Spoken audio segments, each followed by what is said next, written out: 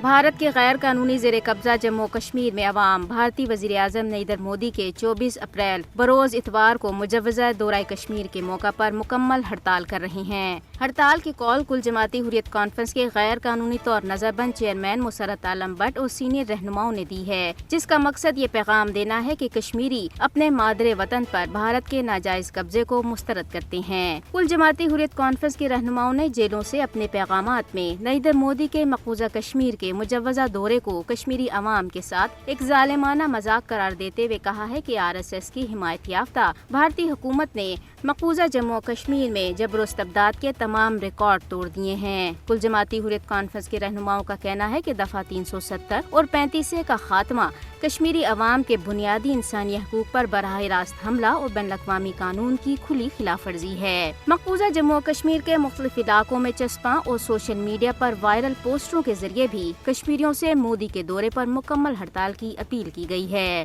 مودی کے مقبوضہ کشمیر کے دورے کا مقصد بین الاقوامی برادری کو مقبوضہ علاقے کی حقیقی صورتحال کے بارے میں گمراہ کرنا ہے۔ کشمیری بھارتی شفاق فوجیوں کے ہاتھوں ماورائے عدالت قتل، جعلی مقابلوں، جبری گمشدگیوں، گرفتاریوں، بدترین تشدد اور تذلیل کا شکار ہیں۔ مودی حکومت مستقبل میں ہونے والی کسی بھی رائے شماری پر اثر انداز ہونے کے لیے مقبوضہ علاقے کی ڈیموگرافی تبدیل کر رہی ہے اور مقامی آبادی سے سرکاری نوکریاں چھین کر علاقے کا انتظام و انصرام ہندو توا دہشت گردوں کو سونپا جا رہا ہے۔ غیر قانونی ضبطی، جبری بے دخلی اور جائیداد کی مسماری مقبوضہ کشمیر میں BJP حکومت کی نوآبادیاتی مہم کا حصہ ہے۔ کشمیری محض تنازع کشمیر کا پرامن و منصفانہ حل چاہتے ہیں اور دیرینہ حل طلب مسئلہ کشمیر جنوبی ایشیا میں بھی امن و استحکام کے لیے ایک سنگین خطرہ بن چکا ہے۔ کشمیری عوام بھارت کے مذموم عزائم کے خلاف پرعزم ہے۔ کامیابی ضرور کشمیریوں کے قدم چومے گی اور شکست بھارت کا مقدر بن کر رہے گی۔